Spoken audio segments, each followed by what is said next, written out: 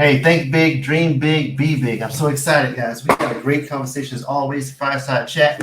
Again, think big is about thinking and seeing where you are, but dreaming is seeing where you're going. But the true blessing is when you start to be big. But remember, be big is not about money. Being big is about being a blessing. And I'm so excited about the conversation we're going to have. Again, I always tell people when you start to be big, money will always follow you. So continue to be a blessing, change communities, and drive success in all that we do. I'm excited about what we're doing with the Wealth Academy and that's coming out. So I got up in the right left hand corner. If you see over here, we're about to drop some classes on that. So I'm excited about that, and it's going to be an amazing ride. So I'm excited what we're about to do. Again, if you're not following me, follow me at the Christopher Dennis on IG. We got some cool things we're going to be talking about soon.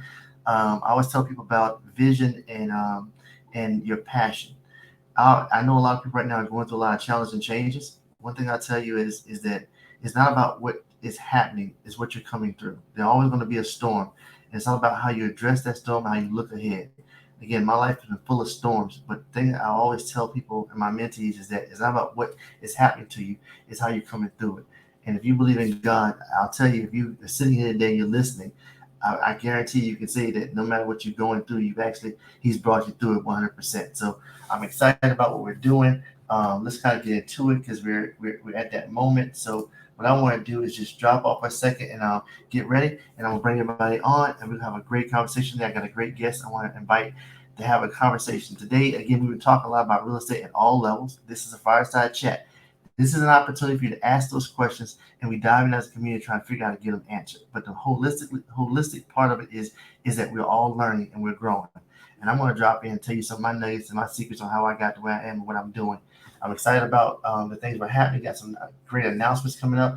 So stay tuned, and we're about to get started.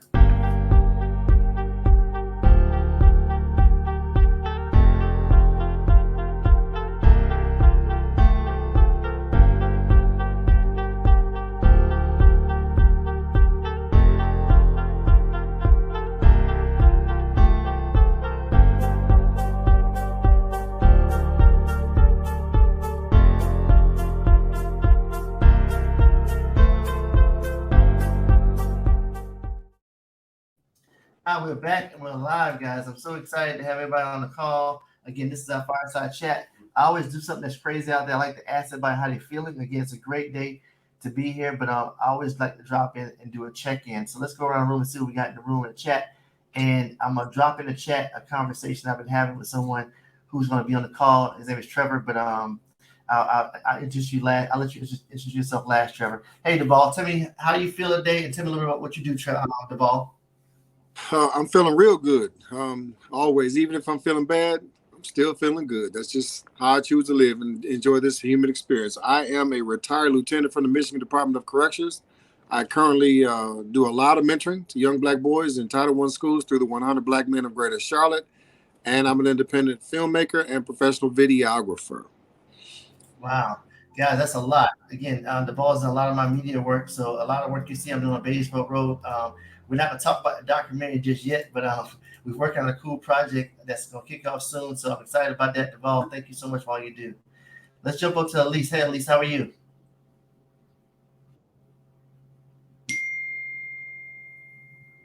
Elise, you out there, Elise? You're on mute. We'll roll right around.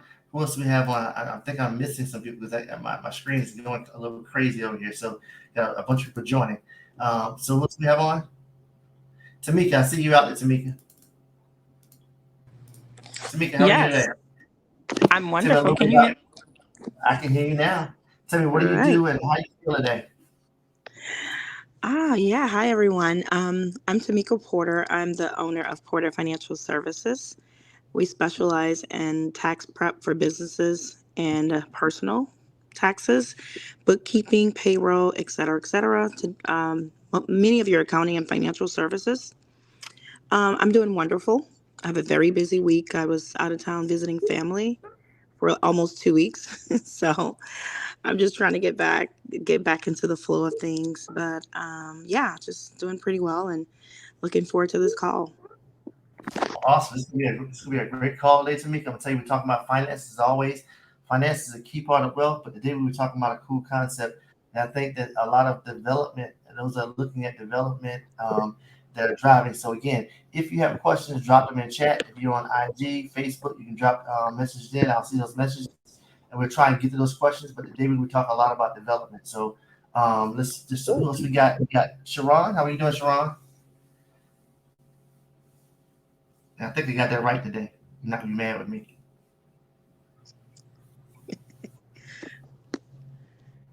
All right, she's on mute. Who else I have on champs? You want to jump in? Can't see a picture of you. You're not even on yet. Gotcha. All right, so who else we got on? Hey Tina, I see you out there, Tina. All right. So what I'm gonna do, I'm going to jump in. So I had a question. So let's talk about development for a few minutes, guys. So again, you guys all know I'm working on 2 projects on Baseball Road. Development is a crazy world, but it is so fun. I think it's the next step. And when we start talking about getting into real estate and getting into wealth, it's been a great journey for me. And I tell anybody, it has not been easy. But again, life is not going to be fair. It's not going to be easy. But the one thing I'll tell you, it's all about the journey and the process. It's about the great people you meet along the way. Everything that you see me doing on a commercial space, I'm doing it with a great team. And that team is amazing. Now I'll tell you just a little bit about when you start looking at development projects, and I want to end up with the financing piece. But when you start looking at development, one of the first things you want to do is find a great project in a great area. But I always tell people the first thing you want to do is understand your why and your impact. I'm doing a whole training session on building your why and your mindset, which is key. But you want to find the right area that you want to work in, something that's near and dear to your heart that you're passionate about. Your passion is, I think, what drives any project, because that's the key thing. So number 2 is you want to make sure you got some great partners. You got to build a book of partners that believe in what you're doing, that are willing to stick it out and go the distance with you. When I say that, I mean, things are always, you're always going to have problems, but once you start to basically get into the weeds of things, you really find out who you are, and you find out who your teams are. And if you don't have a committed team, I think that's going to set you up for a road that's going to be a little more hard and make your journey a little harder. The third and most important thing is not just looking at your team and your partners, but making sure that you have a general knowledge and understanding of how the process works. If you get first time in development, you're trying to find diversity. If it's multifamily, if it's commercial and retail, or even if it's just a housing development, you still want to make sure not only that you pick the right location, you build a great team, you really want to start understanding the process. One thing I always tell people is, if you don't know the rules, don't play the game. Learn the rules. And if you don't know the rules, ask someone. I'm always available. There's a lot of people out there. We got a lot of great minds on this call, and a lot of people chiming in. If you're not, I got a whole training course I'm putting together around development 101, the basics. I'm talking about the performance. I'm talking about building out your deck. I'm talking about how you have a great conversation with your contractors and your GCs if you're not one. Putting that all together. And that all plays around again into your team, and then understanding the rules. And then lastly, and again, this is the high level. If you want to get detailed, come to the trainings and we can do that in more detail, or you can ask the direct question. I'd be happy to answer a question. But I think the most important thing, and I'm going to lean in when I say this, is the financing piece. Guys, the financing piece, I think, is where a lot of us get tripped up. If you've never done financing at a commercial level, it's not like walking in and saying, I want to buy a home, and I'm basically with my credit. You got to come with a whole deck, a profile, pro forma, with a whole plan about what you're planning to do, what it's going to look like today, what it's going to look like in the middle of the project, and how it's going to perform in the long term if you want a bank to give you financing. And I can talk more about that later in this conversation. But I think one of the key things I want to pull out today as we start off this conversation is a cool conversation about what you don't know. And I'm always vulnerable in telling people, I've been blessed. I've done very well, but I don't know everything. And I ended up meeting a great guy who I want to bring on and let him tell his story a little bit, and tell a little bit about how we met, and talking about our project. And I'm gonna try and use a lot of the learning tips that I learned off these projects of Baseball Road, but also the missed opportunities, because I didn't actually take advantage of this opportunity when it came to me. And I think this guy will tell you a little bit about that. And I'm gonna poke him a little bit, but I want to bring him on and let him come up and talk to you a little bit, tell you about what we've done and what he's done and how it all worked out. So I'm gonna kind of pull Trevor up. Let's see back. Trevor, you there, Trevor? Yep. Can you hear me? I can hear you, Trevor. Guys, if you want to meet a dynamic guy that's doing a lot of things, and Trevor, we're going to talk about a little about your event that's coming up because I want people to also know that you have an event that's coming up this week. That I think a lot of people are actually looking at development and want to get in development and have an opportunity to chime in on. So, Trevor, tell a little about your background. What do you do? And then, guys, the question I'm going to pose to him is, can you break down in layman's terms tax this, I'm gonna let you just do it, Trevor, because it's so complicated. Tax Chris credits, make it guys. seem like it's rocket science. It's really not that hard. But this quick 30 seconds on myself.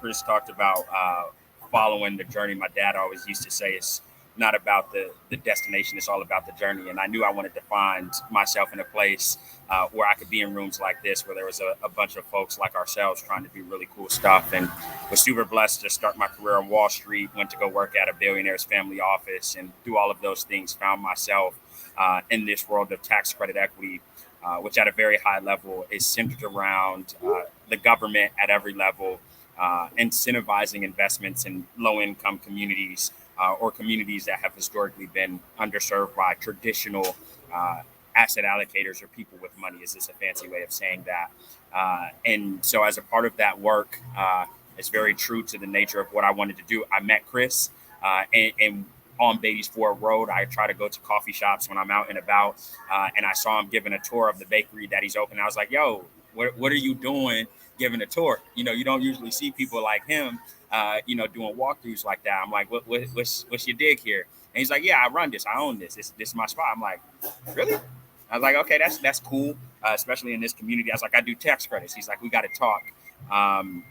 And super excited to see what he's doing. That's kind of how we met. And ultimately, Chris alluded to this idea. He missed an opportunity.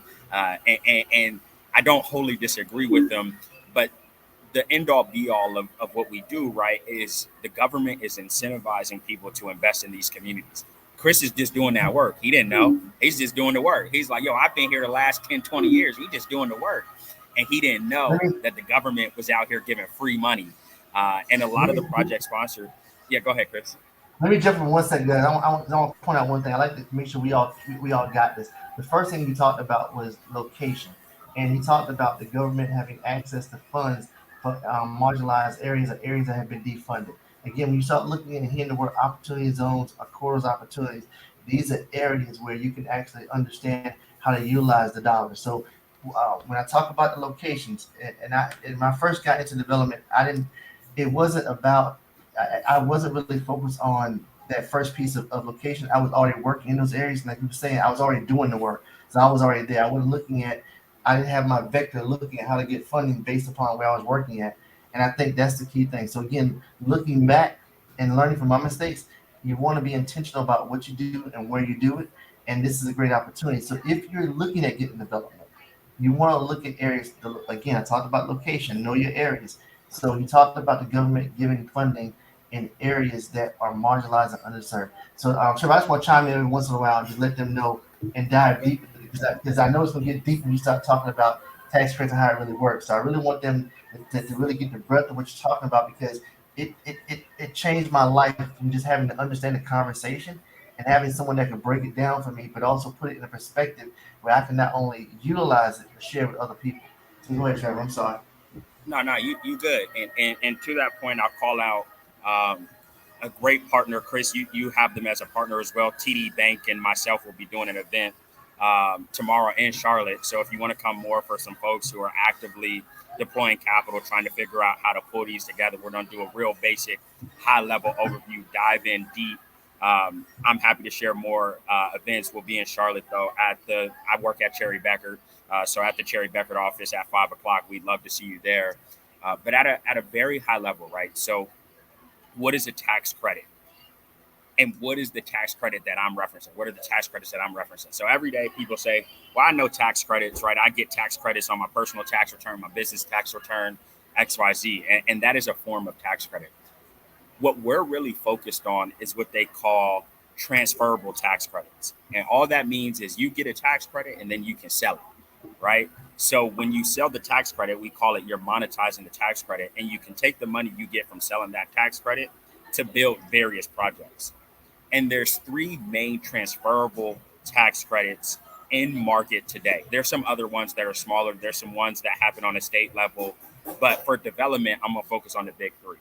So the big three are affordable housing tax credits. They're called low-income housing tax credits. Those are administered by state agencies. They're governed by this thing called a qualified or a QEP. And so a little bit of a different game. I don't do as much in the LIHTC space, but obviously affordable housing is an incredibly important topic. And there's a whole world of low-income housing tax credit developments that happen. The big thing to keep in mind about low-income housing tax credits is those credits, when you monetize them, they can make up 70 to 80% of all the money that you need for a transaction. Some of you are like, Time out. man, Oh, that's you said 70. You said 70 to 80%. yeah, So guys, look, 80%. when you're talking about 1.2 million on development, and you start sitting and saying, I'm doing this, and you're telling me that there's funding out there that's up to 80%. Why do I not know about this, Trevor? How did I And, not know about it? and it's an incredible point. And the thing to keep in mind about low-income housing tax credit developments and projects is they have various requirements. Most of them need to be somewhere between 50 to 80% of the area median income. But regardless, being able to get, you know, 70% of a capital stack in these environments, even if you're charging reduced rents, is an interesting opportunity, especially for a lot of folks on this call who you're probably already doing this work, right? And so the reality is, you look at development companies like Related, who are really big, doing the biggest projects in the world these days. A lot of them started with LIHTC because you're not having to bring 30% of all the equity yourself when you're first getting started. You can figure out how to break into the game in a really unique way. All And so right. the first, yeah, go ahead. Hold on, Trevor. So we got to stop for a second. And I want y'all to chime in Yeah. if you have questions. Please put questions in the chat, and let's ask these questions, because again, I know when he said AMI, that went across some people's head that may not know the average median income. So I'm always about educating and empowering people. And That's right. I'm gonna post the definition in the chat. But again, that's the average medium income. You hear a lot when we talk about affordable housing. They're saying the average medium income in an area drives the value, or how things are valued when it comes to these deals. So they start looking at the median incomes in these areas and saying, this is how we're going to look at affordable housing, how we structure that deal. So I wanted to put that out there. The second term we talked about was LIHTC. So you want to explain a little about what LIHTC is, because I know that that's a term that's not used. I've learned a lot more about it being in the developer space. And again, those are dollars that are just set aside for different types of projects that fit into different categories based on your location. I'll let you dive a little more into that. I told you it's going to be a deep conversation today. So if you have questions, please pop in the chat, because again, it's all about learning and getting access. So I just want to make sure you understood, if the development costs 1.25 and I didn't take advantage of it, I lost 80% of an opportunity because I didn't know. The cost of education, the lack of education, the price that you pay for the lack of education is the price you pay for all your mistakes. Let that sink in. Go ahead, Trevor. I'm sorry. Yeah, no. So yeah, LIHTC, low income housing tax credits, is the definition. And what LIHTC is exclusively focused on is residential rental. And so what the program was designed to do is to incentivize developers to offer affordable apartments. Every state has different requirements. Every state has a different plan. Every state is going to have their blueprint. But if you go and you search up, North Carolina low income housing tax credit qualified plan, or you start researching, you'll quickly find, who the governing authority is in North Carolina. If you're in a different state, South Carolina, for example, you can quickly find out what's happening in South Carolina. As you start to dig, for example, you'll see that every state is different. Right now, there's been some transition in South Carolina, for example. So their LIHTC program isn't as robust and isn't as active as some of the other states. So every state is different. Every kind of policy, it looks a little bit different. but they all have one goal in mind, which is increasing the availability of residential rental units. And it's not the only form of subsidy, right? Some people are familiar with vouchers and other products in the market, but for developers at large scale, low-income housing tax credits is one of the tools you can use, and that comes in the form of that transferable tax credit. So the way that it works is you're allocated tax credits from the governing authority, and you can then sell those credits from anywhere between, depending on the market, depending on the year, 80 cent to 95 cent is kind of the spectrum that I've heard people talk about. We don't do as much in the low-income housing tax space, as I mentioned, but that's a lot of money, right? You're awarded, $10 million of, tax credits ultimately, and you can sell those for, 95 cent on the dollar. You're looking at bringing in quite a bit of money to a project. And we could talk a little bit more again about how those developments are structured. But at the end of the day, the crux of all of these things is that for various development types, there is a tax credit that can majorly or maybe partially subsidize how a project gets done. And low-income housing tax credits, I would say, is the largest and most formidable tax credit that's transferable and available to developers today. I think most industry practitioners would agree with that. So what is the biggest gap in having access to this knowledge and knowing how to find someone that can? So let me structure the question a different way. If you're working on a development and you're looking for a development, should this be something you automatically ask up front as you start to look at your capital stack? And when I talk about capital stack, let me just make sure I preface that with the people that may not understand it. But capital stack is when you're actually looking at how do you create debt equity for your deal to structure your commercial deal. You can either bring equity, you can bring debt. And so when you start looking at that's the first part of that third part I talked about. I'm sorry, the fourth part about the financing piece. So at what point should you start trying to seek out knowledge to see if your project that you're looking at working on has the opportunity to take advantage of tax credits in your area? What is your suggestion? Yeah. I mean, so look, so I'll give the other two tax credits that have commercial scale and then come back to when the right time is. The next one is new markets tax credits. That's a commercial subsidy. That's for mainly commercial activity. Think about an industrial complex, think about an operating business, et cetera. And then very recently with the introduction of the Inflation Reduction Act, production tax credits. Most people think about solar, but there's other aspects of green kind of technology. Those credits can now be transferred and sold in the open market. So between residential rental, commercial, and then green technologies, there's three major buckets of credits that are available and can be sold. And so to answer your question, Chris, around when should you go, it really the earlier the better, right? Because the answer might be yes or no. But if you don't know, right, and you come to the table late, the answer might very well be no, just purely because you came too late. And so I'm very big. The framework that I always use with people I'm talking about is the idea is that you should get to a go, no go as early as possible.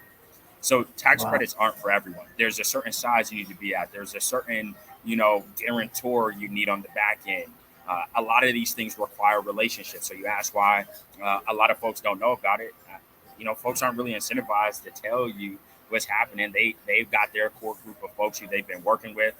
These things are very politically driven, right? And they get a lot of exposure. So if something goes wrong, somebody in the government is getting blamed. And so they like to know with people they know, like, and trust, right? And so whether that's wrong or right, we can debate another day. It just is what it is. And so ultimately, because there's all these factors, tax credits might not be right for you. However, if you don't know, Chris, similar to your example, you didn't even know it was out there, right? So you had some escalating costs. There were some other things that you were working against. Had you known, you could have called up certain partners and been like, hey, I know you have this thing. Can we at least take a look at using it on my project? And so I think I think that it's, again, he talked about 2 points I want to point out. One was that having the right project and knowing when that project, if tax credits are available. And we started looking at it, it was a little bit late in the game. And because the structure of our debt and equity in that deal, it may not have been as inducive on these two projects, but the knowledge I gained about the process really changed my whole outlook. and help me really understand that going forward, that's the question I'll ask up front, and really trying to figure out how to structure my debt in a debt and equity in the debt will structure the deal um, a lot better by asking the right questions. So again, it it it's it didn't fit these projects, but it was a conversation I should have had, and that's why I wanted to make sure when I got a comment about tax credits, and I was like, whoa, I gotta talk about this. And the only person I know I can talk about this with that can give me some leverage on it is Trevor. Again, you know, we don't know because we don't ask. So I'm always asking people to drop these questions because when you have access to this type of knowledge and you're like, I'm working on a project, I don't know what to do, I don't have enough financing or funding, or I don't know where to go get my funding. These are always things that come up that we don't have access to. The second thing I'll point out was he said relationships. I'm always talking about having effective relationships. That's getting in the room. If you want a haircut, where do you go? The barbershop. Trying to get your hair done, you go to the salon. So that's all about relationships and networking and then asking that question. But the key thing is having the relationship and knowing who to go to. And I think that's key across the board. Being an old banker and working at Bank of America for the last 13, or working at Bank of America for 13 years in a trading environment, I learned a lot about money and I learned a lot about how to navigate relationships. So whatever you do, I think relationships are key. They're fragile, but you want to make sure that you're asking the right questions and going to the right people that can kind of help you in that direction. So, Charlie, let me ask you a third question about it. So, you Yep, talked yep. about the size of projects. So, if I had a project that I was working on that was $100,000 development, small development, I bought a lot, want to do something simple, would that qualify for tax credits, or do I need a larger scale project? And I know the Yeah, answer, but I yeah. want to put it out there. Well, so here's what I would tell you, and this is free game. We haven't even really talked about this, but the real question, it goes back to you don't know what you don't know. So most times you need larger scale developments, larger scale as defined as north of $5 million. So y'all looking No, like, man, stop, I don't stop, have a stop. Hold up, Sherman. million. Wait a second. Because I want people to sit there and grasp it. Because we talk about think big, dream big, and then be big. We're talking about going outside of your norm. Because a lot of people say, wait a minute, he said 500 million. No, So 5 million, 5 million. 5 million. So you Yeah. say 5 million, some people start drawing, oh, that's too big. No, it's not. It's not. That's a small scale project. We start looking at development in the finance world, and sometimes the smaller your project, the less opportunities of capital stacks and different avenues that you get access to. So sometimes a lot you think big, dream big, go big, and the bigger you Big. go, the more opportunities you get that assist. But a lot more comes along with that, a lot more discipline, and a lot more knowing the rules and asking the right questions, getting in the right room. So I'll pass it back to you, Trevor. So Chris, you talk about knowing the rules of the game, right? And here's what happens when you know the rules of the game. We work with a project sponsor, a developer. He was building a building. He built an $11 million facility for a municipality, so a city basically. It was a government building. He only put in 100 grand, right? $11 million. He put in 100 grand, right? And he Wow. knows the rules of the game. That's what he does. He builds buildings in rural census tracts for government buildings, and on those deals, he's putting in a couple $100,000, and that's what happens when you know the rules of the game. My favorite example of this right now is Tyler Perry, right? Tyler Perry built Tyler Perry Studios, right? He got buku tax credits. He got film tax credits. He got new markets tax credits. All these different things he got, to pull off what he did, right? And so the reality is when you know the rules of the game, you can play a different game. And so to Chris's point, you're like, man, 5 million, 10 million, where am I gonna come up with that? It's a good question, but you also got to understand the rules. You got to understand what goes into it. And so the idea, right, is that if you understand the rules of the road, you understand what's happening, you can drive a little bit differently than everybody else. So there's a lot of people coming at development saying, I need 30% down and I need to go figure out how to come up with 30%. So on a $10 million project, that's $3 million. There's another group of folks who say, I know tax credits. I know the right people in government. So I'm building a $12 million facility. I'm building a $20 million facility, but I know how to have access to these various things. I'm going to go and take advantage of all of these things. So I only need to bring $1 million to a $20 million project. And that might seem a little bit more accessible or a little bit more realistic. The other thing, Chris, is a part of it is, that $5 million, $10 million number might actually be large. And you ask why people aren't involved in the space, and it's because, everybody has incentives, right? So the idea, if you can do a bigger transaction, you're doing all the same work, right? So that's another thing, you talk about, everything works at scale, right? So you put in the same amount of work to do $1 million development versus a $10 million development. What you think the city don't say? We don't do the $10 million one because we put in the same work, the same resources. And at a certain point, it almost doesn't make sense to do smaller projects because of that concept. And so with that being the case, right, there are a lot of groups who say we only want to do large projects. But at the same time, that means you're talking to the wrong folks because small projects do happen, right? And so I think there's a whole world of doing smaller transactions so long as you can communicate a vision that you got something bigger on the horizon. You might say, hey, I got a $2 million project, a $3 million project, and I'm looking for some attractive capital on this one, but I got a pipeline of so many other things I want to do if I can get this one off the ground.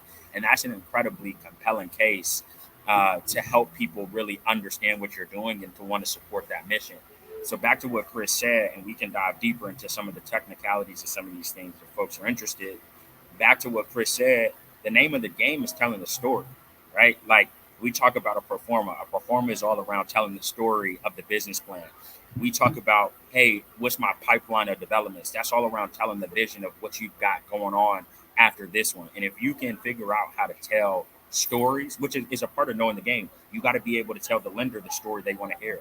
You got to be able to tell the tax credit investor the story they want to hear. The only way you can tell the story is if you know the rules, you know what you want to hear. My fancy way of saying that is you got to build a salient narrative, right? You got to have that narrative that is going to resonate with the stakeholders you're talking to. And the only way to do that is to kind of know the rules of the road. And so, Chris, that's kind of what I would say there. And people do think it's rocket science. They think it's complex. But ultimately, whether it's artificial intelligence or whether it's some other technology, it all seems complex until you start reading, until you start figuring out the underlying principles. And once you know that, you're dangerous because you get it, you understand it, and you can break it down. You can figure out how to use it. So I don't know, Chris, if we're seeing any other questions or where you want to go next, but I'm happy to Well, go. no, I think that's a lot, man. I think the key thing that you talked about again is not only that there's a large learning curve when you start looking at development and you start looking at all of the access, the opportunities, and things you have that are right around you. Again, when we met at the coffee shop, it was late in the game, but it was a great conversation. And what I did, I started taking a bunch of notes, and I started doing it. One thing I always tell people, I started trying to figure out what the rules were and how to apply it. We did do a lot of partnerships. One of the biggest partnerships we had was with the city. And again, they provided access to some low-cost capital and full loans and some grants. So that was a relationship. That's an opportunity. And then again, working with our financial partners to kind of really push that capital stack together, made that project happen, is making it happen. So it's always a great way to look at it. Now, what has it been easy and has it been a process that I've had to kind of step back and look at from all different angles? Yes, it has been. But the thing I'll tell you is the journey. Man, the people I've met, the great people I've worked with, the people I've come in contact with, the stories and the struggle is real. But the opportunity is that we're changing lives. And I think that when you look at Base Road, what we've done over there, we've done something that I think is pulling the community together, but also driving an opportunity to create a new narrative for a community that's been marginalized for a number of years. And I'm excited about that. Again, I always tell people Base Road is strong because of the people who live, work, and invest there. I'm just happy to be a part of that. And I'm happy that everyone on this call that is engaging in a conversation that's taboo. Talking about finances and wealth, I think in a lot of communities is taboo and we don't talk about it enough. And I'll tell you, tax credits in my life has been very taboo. But I thank Trevor for kind of bringing it to light and showing me that there's more out there and there's so much more we can learn and tap into. I did drop Performa in the on the screen because I wanted to make sure that we got that knowledge understood. That's one of the most important tools, if not any. If you are talking about a developed project that's multifamily housing, looking at commercial, retail space, what if you have not structured a performer to show the true picture of what you're doing so people can see the actual numbers, projections, I tell you, you need to start back and attend that class I'm putting together on the Developer 101, the basics, because this is the heartbeat. This sets the tone. And the first thing Trevor's going to ask you, we start looking at your capital stack and what your numbers look like in your overall project, is he's going to ask you, hey, send me your performer. Am I right, Trevor? You're absolutely right. We don't need to know the numbers. And that's not always a pretty picture, because you may think that you got a performer that fits what you want to see, but the key thing is, what do your investors want to see, and what does the bank need to see, and what is all your partners that are investing in you and partnering with you want to see, because they want to understand how they're going to get paid and how the deal is going to cash flow at a certain point. And you learn a lot about a lot of different things that really that can help drive you to the next level. But I think a lot of us miss the opportunity because we may not know, or we don't understand all the rules that come along with development. And this is a key way to do that, is getting engaged and asking the questions. So again, performer, I tell you, that's the one that falls in that fourth part of the conversation around financing. And I think this is the most important part of any development deal that you're looking at, is having a solid performer that tells a story. So Trevor, anything else you want to add about performance? Because I want to open up to people on the call, and for those that have been here, any questions, anyone doing development or got questions on development that they think may fall in line with tax credit, or like to ask a tax credit question in relate to a project they're currently working on? Anybody out there?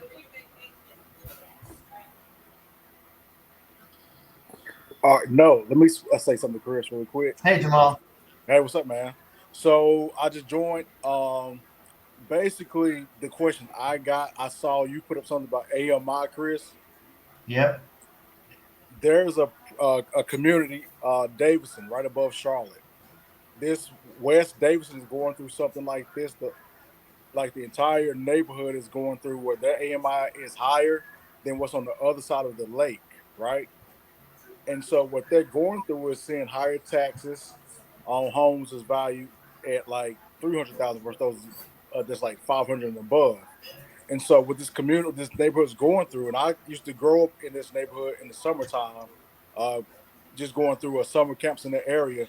They are going through gentrification at the same time. There's about at least 13 homes that are all family that are trying to figure out, how do we either salvage and keep our land in our homes versus the investors coming in that's going to pick them up if we don't figure out how to secure ourselves, before, say, one of the elders pass and then have to go through probate, or how do we monetize what we have, because we know we're in a good location.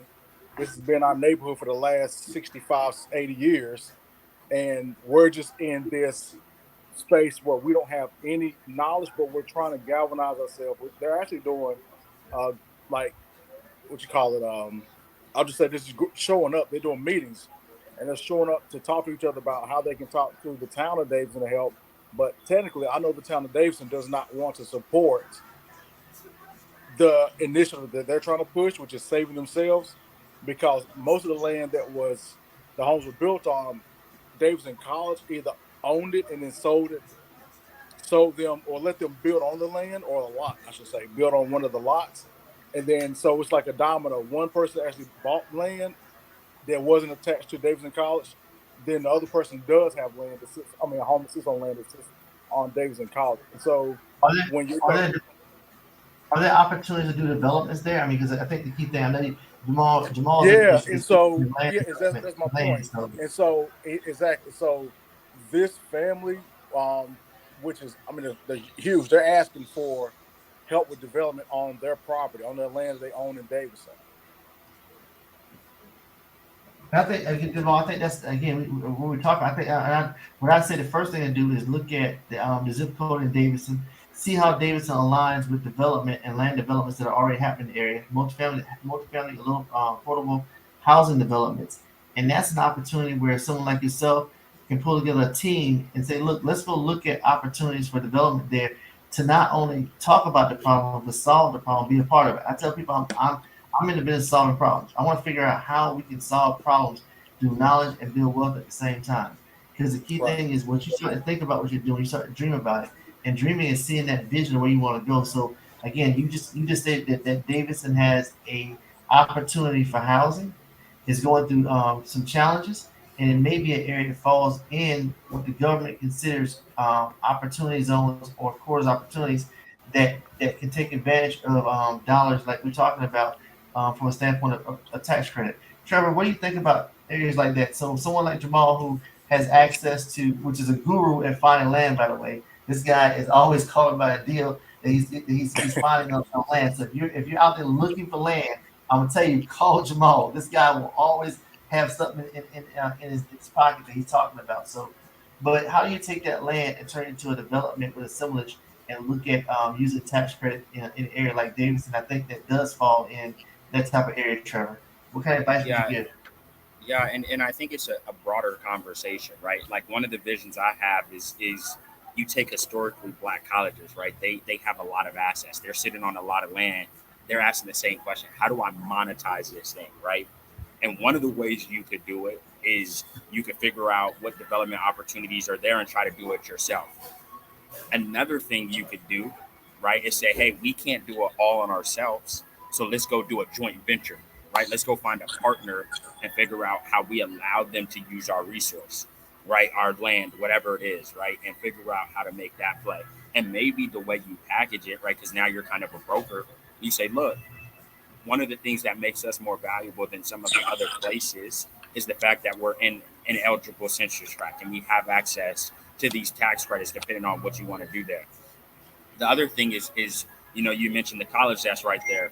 The college might have needs, right? And so a lot of people say that the only way, or a lot of people think the only way they can monetize an asset is by selling it, right? And that just isn't true. You could lease the land Right. for 99 years. You could, and so you keep it, you let them build on it, right? Like you could then go and say, hey, we'll let you buy the land, right? But we want an equity stake in whatever else you do. So there's all kinds of ways you can structure things. And where I think you can add a lot of value in these conversations is saying, what does everybody want? If the college wants the land, okay, like that's what they want. Maybe people don't want to sell it. Maybe they'll lease it to you, right? Or maybe you can lease it to them for a price that you think is fair.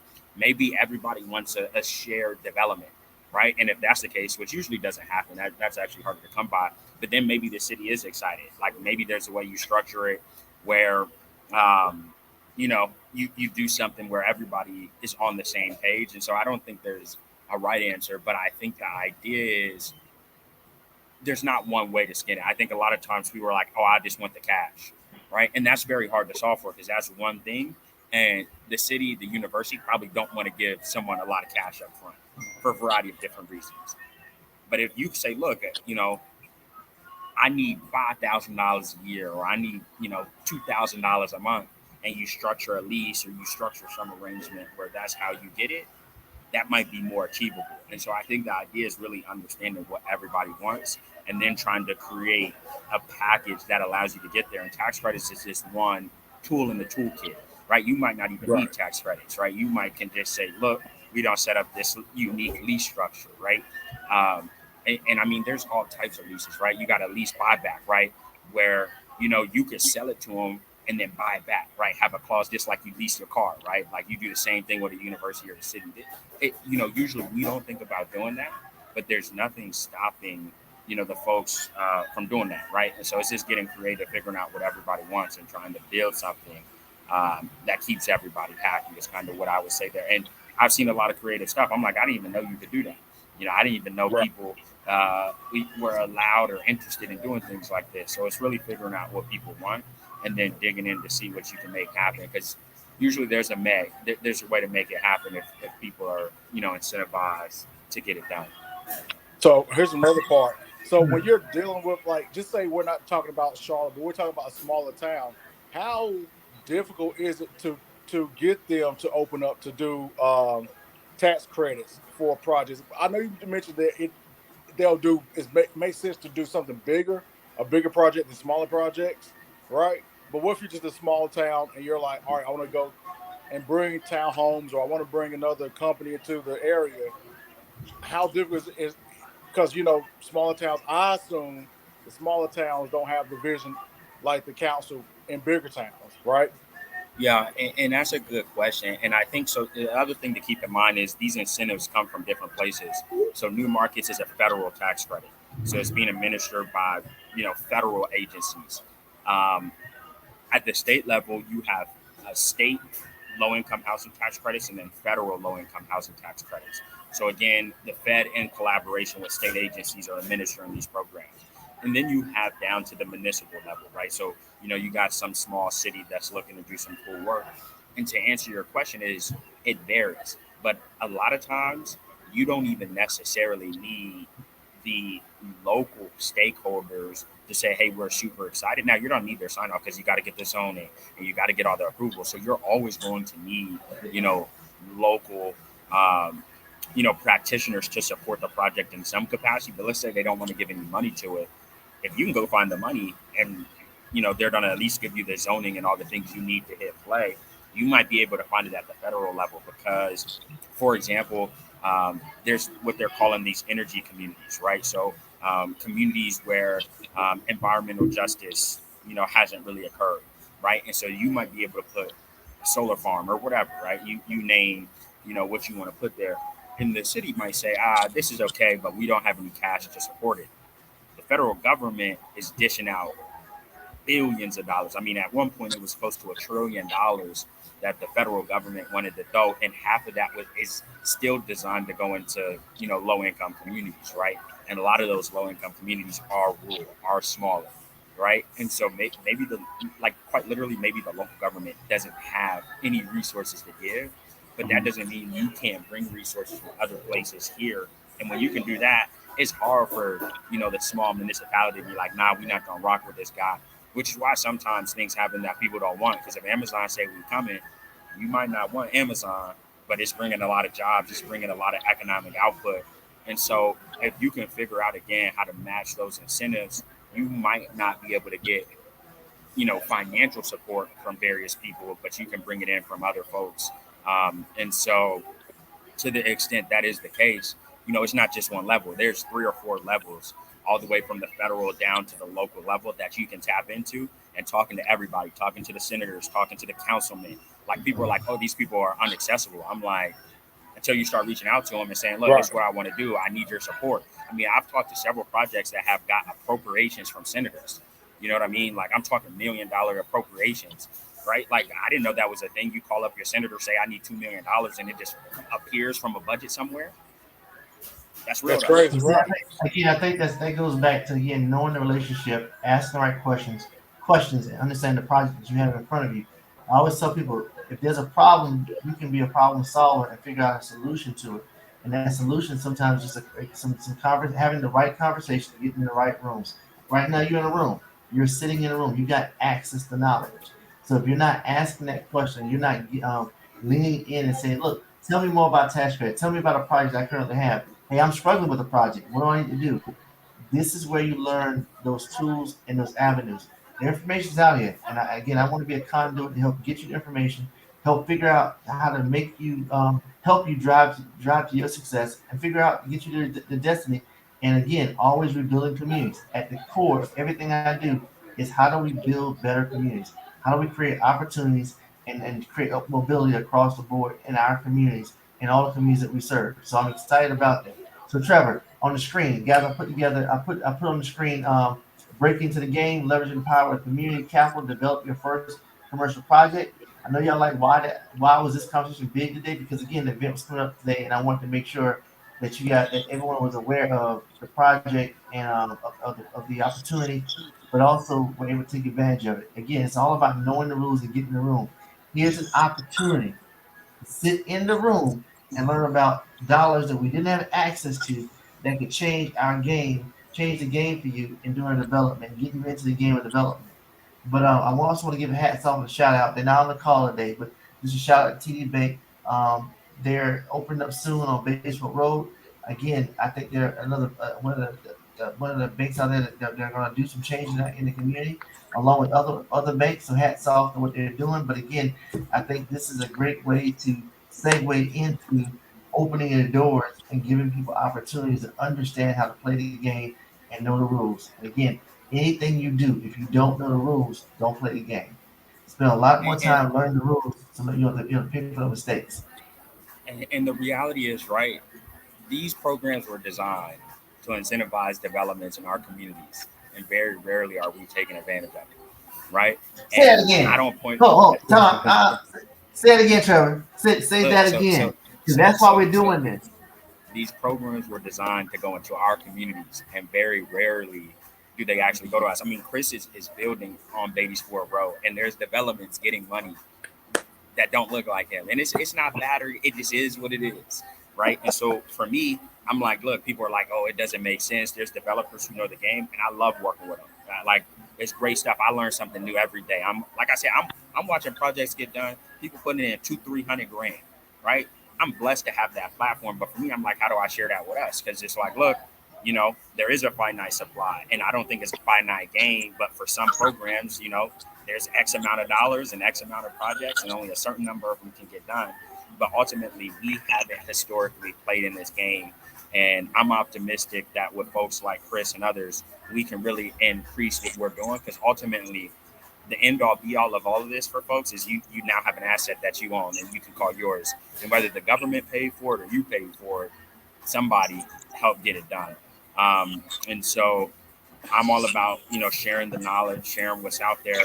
Like I said, I'm seeing crazy stuff, government giving away $100 million facilities, right? Senators being able to make appropriations, federal tax credits, state tax credits.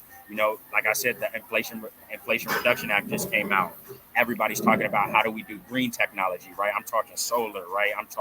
It's even stuff like right now, you get a tax credit on your, heating pumps at your house, right? And you get a bigger credit if you're doing work in local communities, right? In some of those eligible communities, right? I got into this work. My granddad needed some repairs on his house, and in South Carolina for elderly people, there's a program, for elderly folks to get $5,000 free dollars to go build basically whatever they want. It's an improvement to the house, but like my granddad would have never taken advantage of that had I not been looking. What is that called again? You just said? I have to go look because it's been a couple of years, but I'll go find it just for you and I'll send it to Chris. We'll make sure you get it. But there's all these programs, and there's programs I don't know about, right? Because I'm focused on commercial programs, but you start looking, and I'm like, man, it's a lot of money flowing to different places. And what I tell you guys is a lot of this money goes unused, right? Like real talk, a lot of the money that came out as a part of the Paycheck Protection Program is getting clawed back. And, a lot of businesses did get access to that capital. A lot of developers got access to that capital. The question for me is how do we make sure we're on time when that money comes? Because if you miss the opportunity, it may or may not come back. So I would just say, like Chris said, it's all about knowing the rules of the game. It's all about getting in the right rooms and figuring out what other people are doing and making the ask. Closed mouths don't get fed. So I'm always one to be like, at least ask. Let them tell you no. And they probably will tell you no. So you don't have to knock again and say, hey, I'm back. You told me no before. Can we have that, revisit the conversation now? And I've gotten told no a lot too, because, people get a little uncomfortable. They're like, hey, what are we doing? Who is this person? What are they doing? I'm like, whoa, hear me out. Let's keep having the conversation. And Chris knows I'm going to keep knocking. You told me no, I'm gonna ask again. I'm gonna make you go away. You know what I mean? But that's the name of the game, and it's no bad until you blood. eventually start speaking his language, right? You got to figure out what he wants to hear, right? Even when you speak in the language, they're gonna tell you no at first because it's uncomfortable. They're saying, "Hey, it doesn't make sense to you," and I'm like, "It's not about you."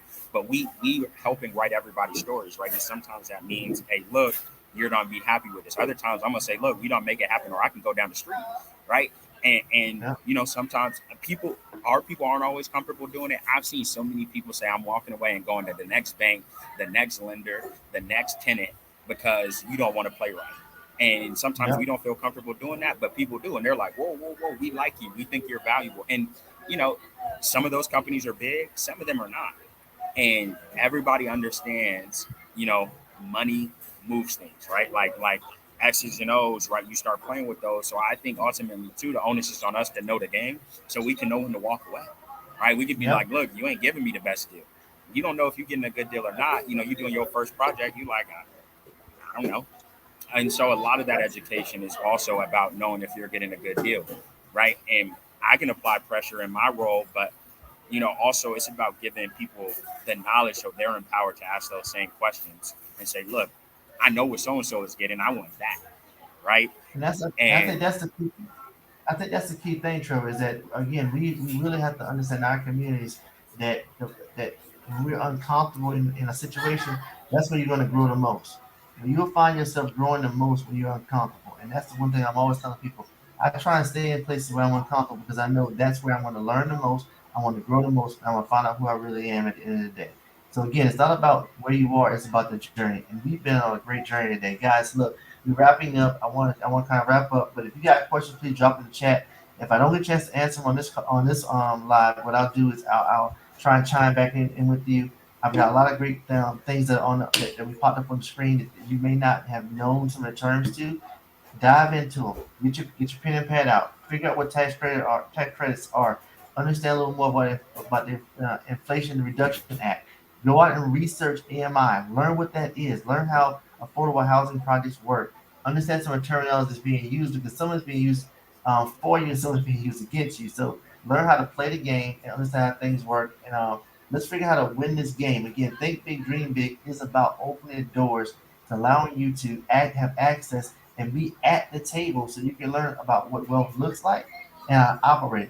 This is the place where you can ask those hard questions if we throw them out there. Now, here's what happens most in our community. We don't ask the question. We wonder why things happen to us versus for us. We don't ask the question. We wonder why things happen to us and not for us. Today has been a great conversation. I want to thank Trevor so much for putting on and just dropping that knowledge. I know you guys felt like I felt.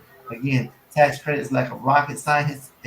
And so I'm still saying it, Trevor. It's still a rocket science. But again, once you see the drawings and understand how it really works, and you're able to apply the knowledge, we can all win the game.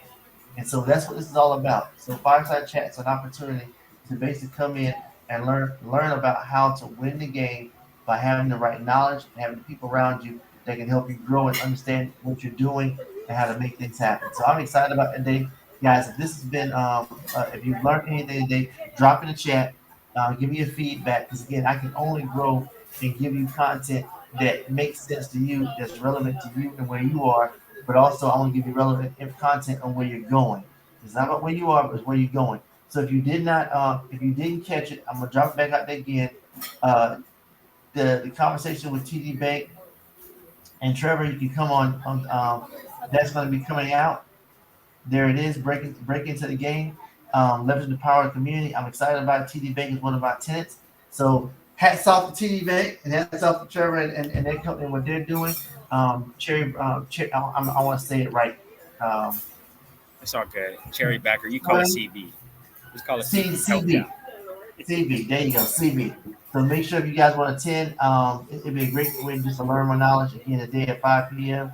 Join us and hear about networking and the palace, talking about, again, a little more diving deep into tax credits. But again, if you're a developer and you're looking to figure out how to get started, get in some of the rooms and just understand the conversation so you get terminology down pat. So when they start talking, you understand the terminology, and then you can start to play the game by understanding all the rules. Again, this is the only opportunity, and I hope you take advantage of it.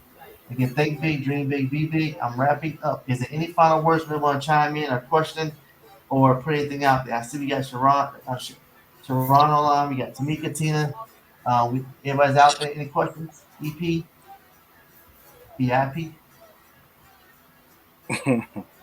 I'm You know, just I always have something to say, Chris. I always have to show Good up, boy. and the way you all do that. Hi, I'm Sharon Scott. I definitely I like to buy and hold, and I dabble in some clinical trials, and I have a vacant lot that I want to develop and all that good stuff. But all these tax credit options that I didn't know about and wasn't aware about, and you know, you talk to your CPA and you think that they're doing the best thing, and sometimes she does give me the credits that I think I wasn't aware of. But something like this, and to open this up and yeah, have access to Trevor. Trevor, I definitely wanted to buy you a cup of coffee or something and pick your brain just a little bit with some direction. But you know, whatever I can offer, I would definitely help, even if it includes, you know, some sweat equity, getting into it and learning it that way. I'm completely open to that.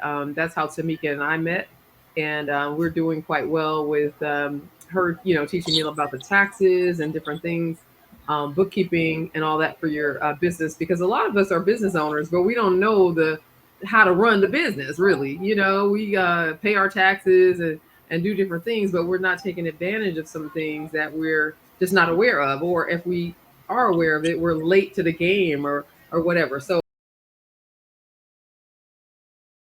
get in on the front end instead of the back end or trying to catch up. So thank you. You guys are very knowledgeable. I'm glad to be a part of this group. And Chris, Awesome. the only thing I'm happy to continue sharing the knowledge if folks want to meet. Chris, you got my contact information. Email me, text me, whatever is cool. Another thing is the tax code is long to have specialists. So if somebody is not familiar with this section of the tax code, I don't know public accounting shop, and there's 5 people who know what New Markets tax credits are, and so I would just call out that it's good to have the right partners. And knowing the rules is a huge part of the game. So I'm happy to. I appreciate you having me.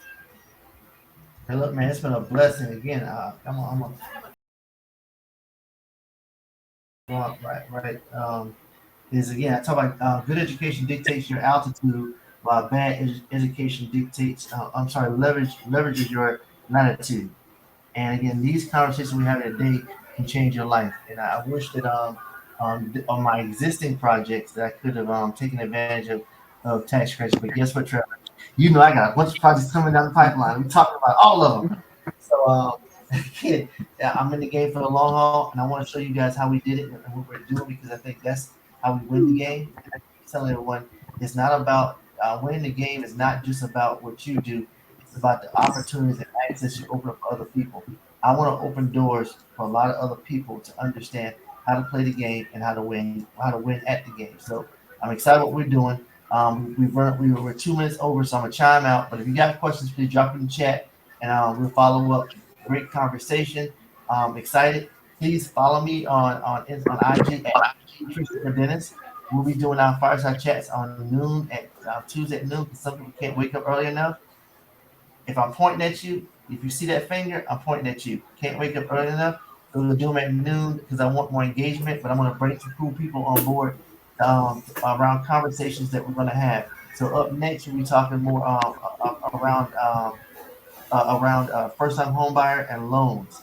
So how do I get loans for first-time home buyer? Today we talked about tax credits. So if you're getting in multifamily, looking at housing, affordable housing, you can use these tax credits. But now let's talk about the lending space and what are some of the things you need to understand when buying your first home or buying your first investment. And I got some great people that are going to join, and we're going to have some cool conversations. Again, this is where you want to fire those questions off and get information.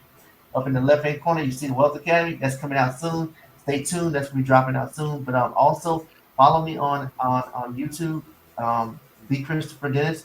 You'll see all the motivational videos we got out there, and some of the short reels I'm putting out around educational piece. I'm not here just to get you excited about something. I'm here to teach and educate you on how to build wealth and build it long term, and let's win at the game.